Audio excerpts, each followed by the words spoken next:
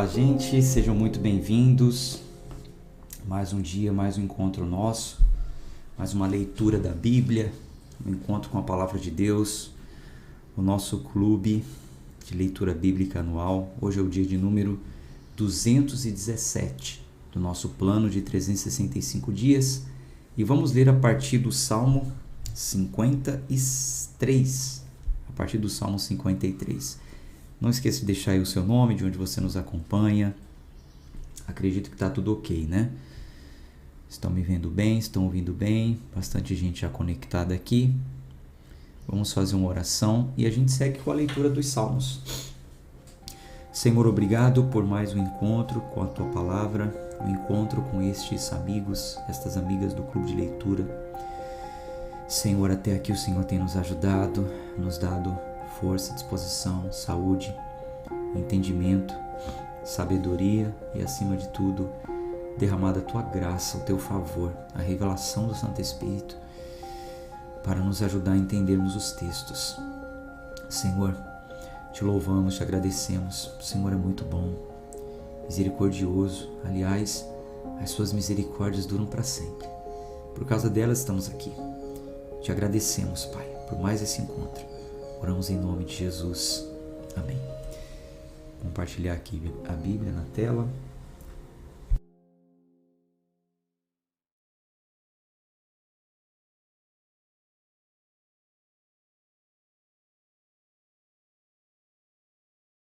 Seguiremos então com a nossa leitura. Salmo 53, versículo 1. O tolo disse em seu coração: não há Deus. Eles são corruptos e cometeram abominável iniquidade. Não há ninguém que faça o bem. Deus olhou lá do céu sobre os filhos dos homens para ver se havia alguém que tivesse entendimento, que buscasse a Deus. Cada um deles se virou. Eles se tornaram imundos.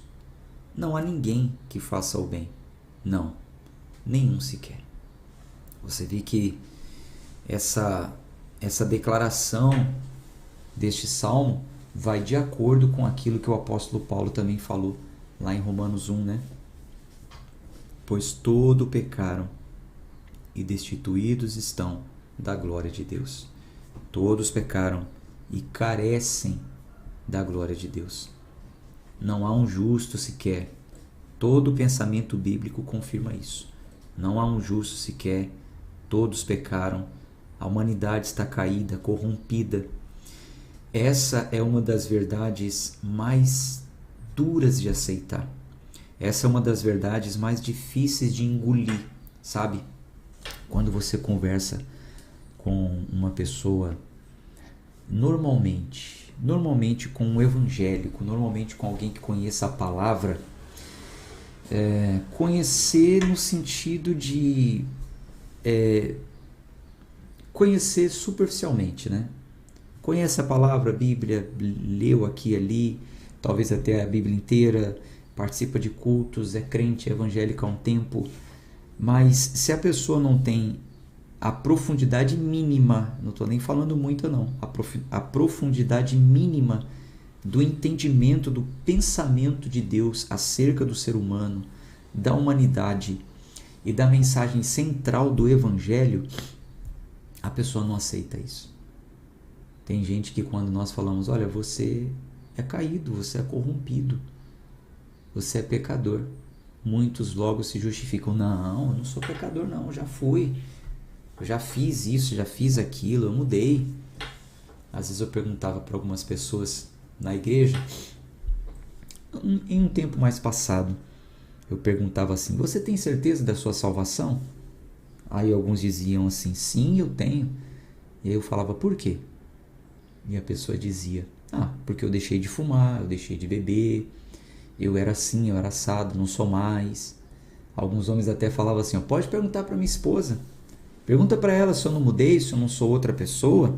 Não, eu não faço mais isso, eu não faço mais aquilo, eu vou ser salvo sim. Quer dizer, usando as obras de justificação própria, né? Acreditando que é o que ela fez que a salvaria, não atribuindo a Cristo. Gente, tudo que for acrescentado à obra de Cristo é falso, tá? Todo ensino que disser que Cristo salva mais tal coisa é falso. É uma heresia. É um ensino fora da mensagem central da Bíblia, tá? Cristo é suficiente, único. Ele é o Cordeiro. É Ele que completou a obra. Ele que consumou a obra. Então, somos salvos nele. Salvo por quê? Por causa de Cristo. Não é por mim, não é por nada do que eu faça. Claro que, a partir do momento que eu fui salvo, então, em resposta a essa salvação, vem mudança, vem fruto. O fruto do Espírito, que subdivide-se em 9. Amor, alegria, mansidão, longanimidade, benignidade, e ali segue. Em Gálatas 5. A gente vai ler isso juntos. Então, assim, essa verdade aqui, ela choca quando diz, não todos pecaram. Não há um sequer, não há um que faça o bem. Não há um sequer. Quando se fala assim, você já nasceu em pecado, há quem não acredite, não aceite, não, como assim? Eu não nasci em pecado, não. Eu nasci do pecado, né? Por causa da minha mãe, do meu pai. Não, nós já nascemos iníquos, já nascemos pecadores. Está em nós, está na nossa carne. Está em nós, desde o nascimento, já está em nós. Já está. Só que ainda é algo incipiente. É algo incipiente, já está em nós. Enquanto criança, enquanto não temos a fase da consciência, está incipiente, mas está em nós. Quer ver uma coisa? Pega uma criancinha, acabou de nascer, poucos dias, aquela criança vai crescendo, ninguém ensinou para ela o que é mentir, mas ela vai cedo ou tarde mentir para você. Papai, mamãe, vovô, vovó, ela vai mentir. E ninguém ensinou ela a mentir. E aí você, por ter conhecimento, discernimento, vai perceber. Você está mentindo.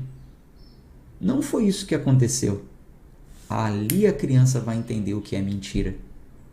Porque ela sabe. Já está dentro dela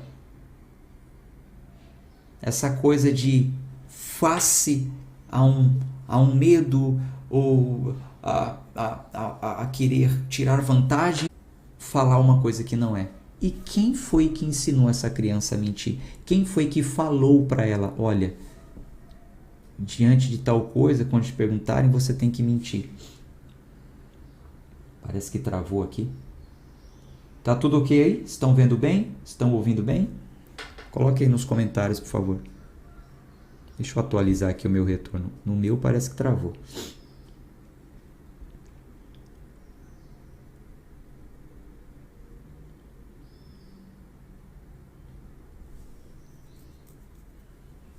Pra mim travou. Tá tudo bem aí, gente?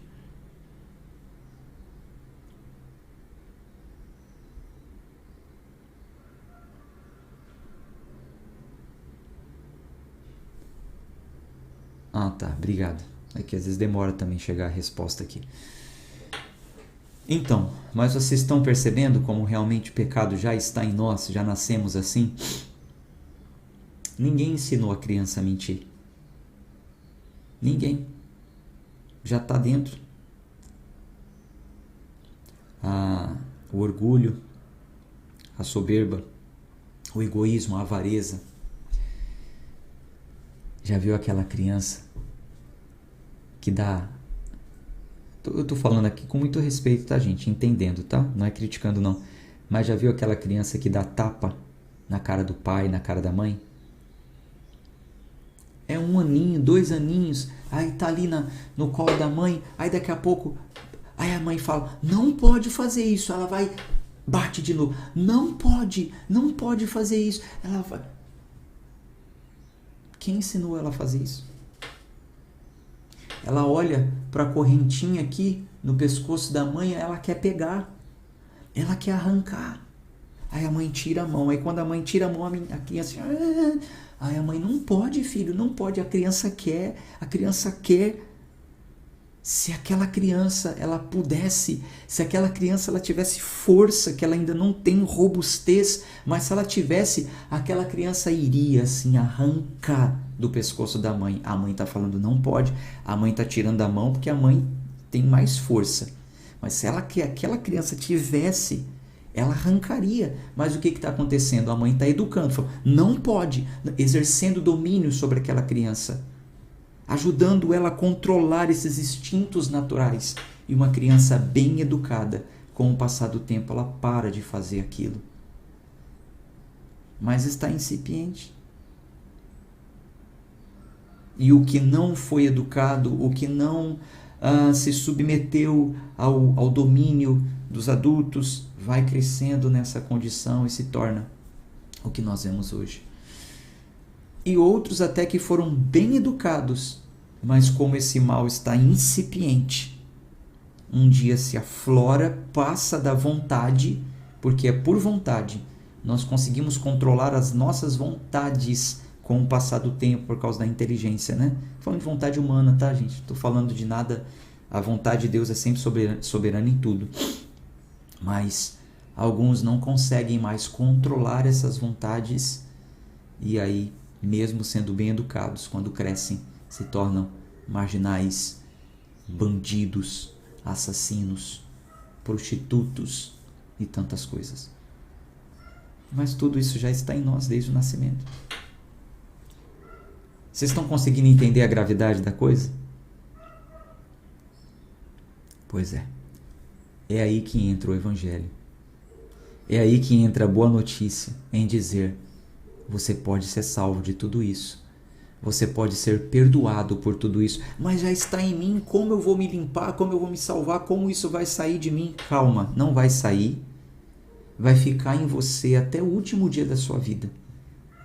Mas você pode ser justificado pelo sangue de Cristo, perdoado pela obra de Cristo e controlado pelo Espírito Santo, que vai morar em você, que vai falar ao seu coração, que vai te ajudar nos momentos difíceis, que vai te convencer a se arrepender dessas obras. Essa é a boa notícia do Evangelho. Mas a pessoa só recebe essa boa notícia quando ela reconhece quem ela é. Há muitos dentro de igrejas que ainda não reconheceram. Por isso não conheceram a graça. Infelizmente. Estão dentro de sistemas religiosos, mas não conhecem a graça de Deus. É muito profundo isso. Isso é um pensamento amplo da Bíblia, tá? Então, quando a gente vai aqui no Salmo 53 e temos essa composição maravilhosa, reveladora, que diz: o tolo disse em seu coração, não há Deus. Eles são corruptos. Eles cometeram abominável iniquidade. Não há ninguém que faça o bem. Deus olhou lá do céu sobre os filhos dos homens para ver se havia alguém que tivesse entendimento, que buscasse a Deus. Cada um deles se virou. Eles todos se tornaram imundos. Não há ninguém que faça o bem. Não, nem sequer um. Os trabalhadores da perversidade não têm nenhum conhecimento. Os que devoram o meu povo como quem devora o pão, eles não clamaram a Deus. Lá estavam eles em grande temor, onde não havia temor. Pois Deus espalhou os ossos daqueles que acampam contra ti. Tu os envergonhaste, porque Deus os desprezou. Ó, se a salvação de Israel viesse de Sião. Quando Deus trouxer os cativos de seu povo, Jacó se regozijará, Israel será feliz. Agora aqui fala do exílio, né? O povo exilado, estava em cativeiro, mas a profecia, a promessa já dizia que Deus traria o povo de volta, Deus tiraria o povo do cativeiro. Vamos em frente, Salmo 54. Salva-me, ó Deus, pelo teu nome, e julga-me pela tua força. é sempre bom, né, que você saiba, se lembre que esse salmo foi escrito pontualmente, diante de algumas situações. Por exemplo, nessa situação aqui, Salmo de Davi, quando os zifeus vieram e disseram a Saul: Davi não se esconde conosco? Isso aqui, na verdade, é uma pergunta afirmativa, né? Quando eles falaram que Davi tinha se escondido lá. Então, diante dessa situação, Davi disse: Salva-me, ó Deus, pelo teu nome, e julga-me pela tua força. Ouve a minha oração, ó Deus. Dá ouvido às palavras da minha boca, pois estrangeiros se levantam contra mim, e opressores buscam a minha alma. Eles não puseram Deus diante de si. Selá. Eis que Deus é o meu ajudador. O Senhor é o Senhor é com aqueles que apoiam a minha alma. Ele recompensará o mal aos meus inimigos. Cortai-os fora na tua verdade. De livre vontade eu sacrificarei a ti. Eu louvarei o teu nome, ó Senhor, pois isso é bom. Pois ele me livrou de todo o meu problema, e os meus olhos viram o meu desejo sobre os meus inimigos. Vamos para o Salmo 55.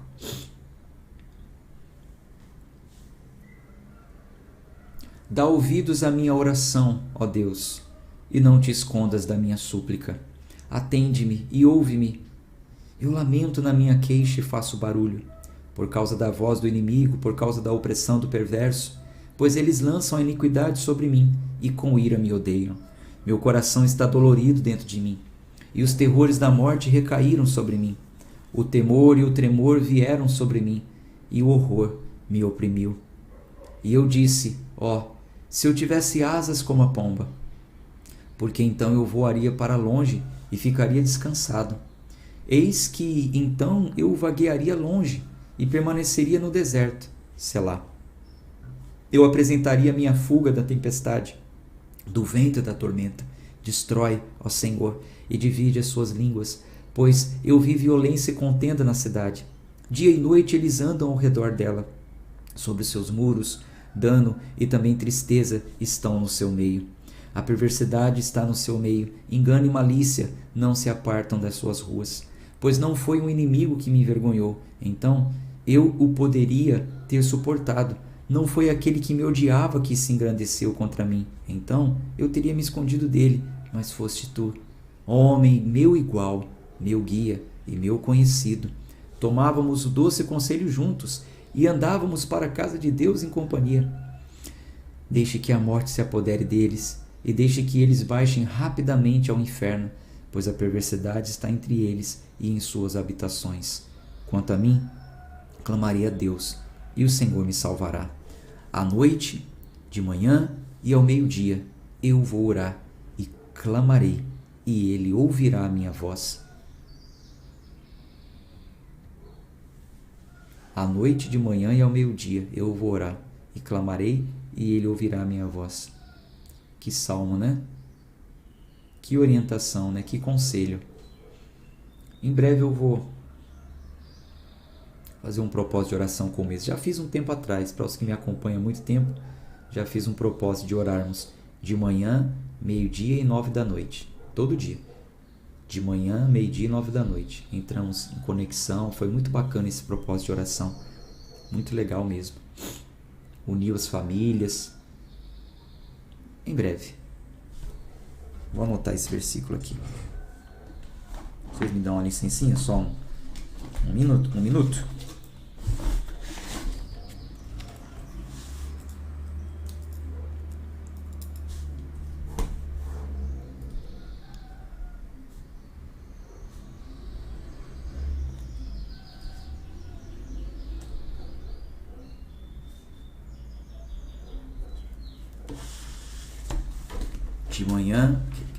À noite, de manhã e ao meio-dia. Eu vou orar e clamarei, e ele ouvirá a minha voz. Ele livrou em paz a minha alma da batalha que era contra mim, pois havia muitos comigo.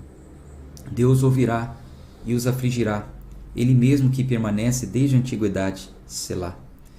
Porque eles não têm mudanças, portanto, não temem a Deus. Ele estendeu sua mão contra os que estavam em paz com ele. Quebrou seu pacto. As palavras de sua boca eram mais suaves do que manteiga, mas a guerra estava em seu coração. Suas palavras eram mais macias do que o azeite. No entanto, eram espadas desembaiadas. Lança o teu fardo sobre o Senhor, e ele te sustentará. Jamais permitirá que o justo sofra ou seja abalado. Mas tu, ó Deus, os fará descer na cova da destruição. Homens sanguinários e enganosos não viverão metade dos seus dias, mas eu confiarei em ti. Olha aqui mais um conselho maravilhoso. Deixa grifado na sua Bíblia. Lança o teu fardo sobre o Senhor e ele te sustentará. Está pesado para você? Lança sobre o Senhor. O Novo Testamento diz: lançando sobre ele todas as vossas ansiedades, pois ele tem cuidado de vós. Salmo 55, 22. Lança o teu fardo sobre o Senhor e ele te sustentará. Então, é um pensamento bíblico, tem uma hermenêutica. Podemos afirmar com toda certeza que isso é possível. Lance sobre o Senhor. O dia que estiver pesado, estiver difícil, Jesus também falou, né? Tomai sobre vós o meu fardo, pois ele é leve e suave. Lança sobre ele o seu fardo pesado e receba o fardo leve dele. Tem um fardo, tá? Não quer dizer que é viver desregradamente, não. Tem um fardo, mas é um fardo leve. Que maravilha, né? Vamos para o Salmo 56. Esse salmo já é quando os filisteus o levaram em Gate, quando os filisteus pegaram Davi e o levaram em Gate. Gate era um território inimigo. Então a composição diz: sede misericórdia a mim, ó Deus, porque o homem quer me engolir, sua luta diária me oprime. Meus inimigos querem me engolir diariamente, pois eles são muitos os que lutam contra mim, ó Altíssimo. A qualquer tempo em que eu estiver com medo, confiarei em ti. Em Deus louvarei a sua palavra. Em Deus pus a minha confiança. Não temerei o que a carne possa fazer comigo. Todo dia eles distorcem as minhas palavras. Todos os seus pensamentos são contra mim para o mal. Eles se juntam, se escondem, marcam os meus passos enquanto esperam pela minha alma. Eles escaparão pela iniquidade? Na tua ira, humilha os povos, ó Deus. Tu contas as minhas perambulações, põe as minhas lágrimas no teu frasco, e não estão elas no teu livro? Quando eu clamar a ti, então os meus inimigos se voltarão. Disto eu sei, porque Deus é por mim. Então, diante de tanta angústia, tanta aflição, tanto medo, diariamente os inimigos vêm contra mim. Aí ele diz: quando eu clamar a ti, então os meus inimigos se voltarão. Disto eu sei, porque Deus é por mim. Vamos declarar isso? Coloque aí nos comentários. Deus é por mim. Você sabe disso? Quantos livramentos você já teve? Coloque aqui, ó. Deus é por mim. Declare isso, que isso fique claro aí na sua mente, no seu coração. Quando eu clamar a ti, os meus inimigos se voltarão, porque Deus é por mim. Nunca se esqueça disso. Nunca se esqueça. Às vezes, diante dos problemas, das situações, a gente fica tão cego, não consegue enxergar a saída e esquece que o simples é necessário. É parar tudo e clamar a Deus, lançar o fardo pesado sobre Ele, porque Deus é por mim. Deus é por mim. Em Deus eu louvarei a sua palavra, no Senhor louvarei a sua palavra. Em Deus eu pus a minha confiança, não temerei o que o homem possa fazer a mim. Teus votos estão sobre mim, ó Deus, eu renderei louvores a ti, porque tu livrastes a minha alma da morte. Não livrarás os meus pés de cair, para que eu caminhe diante da luz dos vivos? Vamos para o Salmo 57. Esse salmo aqui já é quando Davi fugiu para a caverna, né? Vamos ler o texto entendendo o propósito dele ser escrito, na verdade composto, um salmo.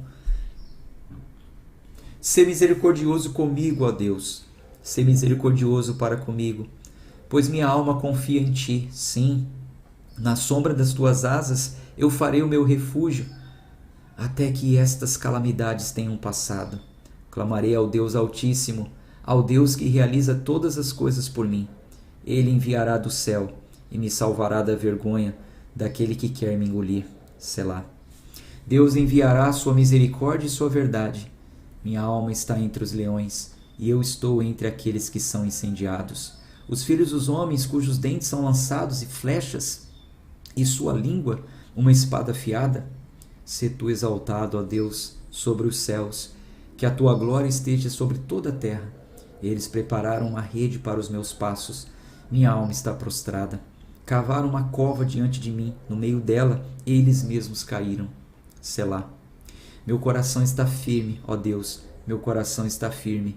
Eu cantarei e darei louvores. Acorda, minha glória, acordai, saltério e harpa. Eu acordarei cedo. Te louvarei, ó Senhor, entre os povos. Eu cantarei a ti entre as nações, pois a tua misericórdia é grande até os céus e a tua verdade até as nuvens. Sê tu exaltado, ó Deus, sobre os céus, esteja a tua glória sobre toda a terra. Graças a Deus, a gente finaliza mais uma leitura. Amanhã a gente se encontra nesse mesmo horário, se Deus quiser. Até mais. Tchau, tchau.